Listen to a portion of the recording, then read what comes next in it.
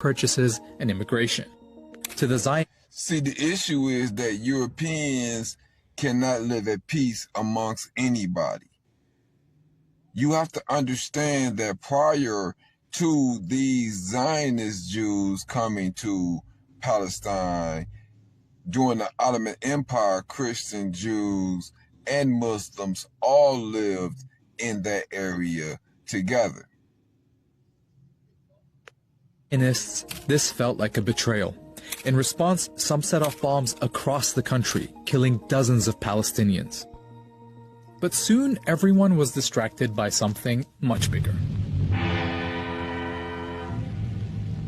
More than 60 million people were killed in World War II, including 6 million Jews murdered in Nazi death camps. Jewish survivors fled Europe, with a large number of them trying to find safety in Palestine despite the British limit on Jewish immigration. This set off a more direct confrontation between the Zionists and the British, with Palestinians often targeted as well. The Zionists knew two things. Militarily, they were stronger than the Palestinians, and Britain was exhausted by World War II, so it wouldn't have the stomach to keep fighting in Palestine. They were right. In 1947, after 30 years of occupation, Britain announced it was quitting Palestine and asked the newly formed United Nations to clean up its mess. Alright, 1947 and 1948 are the most pivotal years in this story, so let's take a look at how things are lining up. During British rule, Jews had gone from 10% to 30% of the population, and owned about 6% of the land. Under Ben-Gurion's leadership, the Jewish Agency was pretty much functioning as a government for the Jewish community.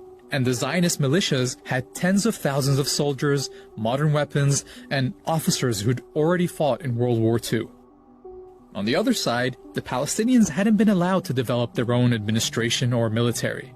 But as they waited for the UN solution, they were still the majority all over the country.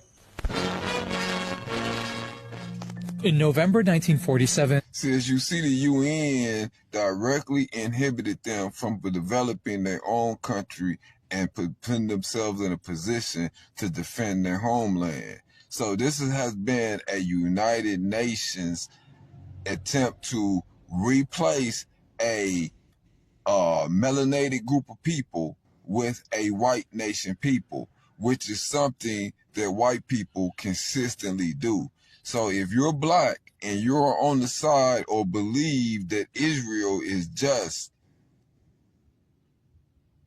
then you lack the humanity that you ask that white people apply upon us as black people. the UN, then only made up